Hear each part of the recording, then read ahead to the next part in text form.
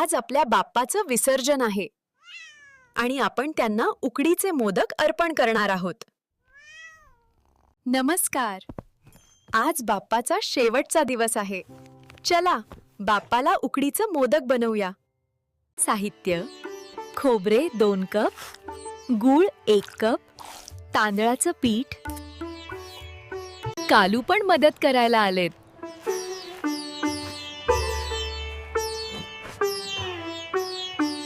खोबरं आणि गुळाचं सारण बाप्पाला फार आवडतं. गूळ विरघळल्यावर खोबरे घाला व मध्यम आचेवर 3-4 मिनिटं परतून घ्या, जेणेकरून सारण घट्ट होईल. सरना थोडा थंड होऊ द्या. तो हाताला चिकटणार नाही असा दाटसरपणा हवा. आता इलायची पूड व 1 चमचा तूप घाला. सारण झमकदार करून गॅस बंद करा आणि थंड होण्यासाठी बाजूला ठेवा. आता पिठासाठी 1/2 कप पाणी, 1 चमचा तूप. उकळत्या पाण्यात गॅस बंद करून हळूहळू तांदळाचं पीठ घाला.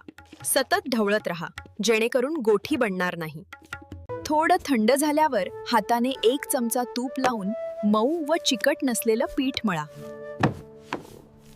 सर्वात आधी मोदकाचं पीठ तयार.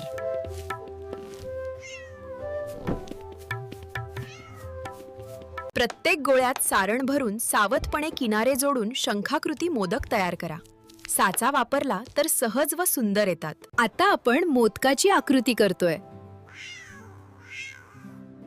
बघ किती छान दिसतोय. सर्व मोदक स्टीमरमध्ये व्यवस्थित ठेवा व मध्यम आचेवर 10-12 मिनिटे वाफ करून शिजवून घ्या. घरभर मोदकाचा सुगंध दरवळतोय.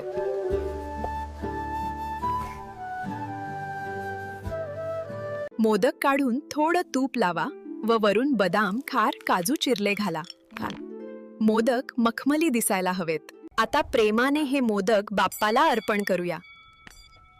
दीप लावा आणि मनापासून धन्यवाद म्हणूया. बाप्पा आता गावाला परत जातील.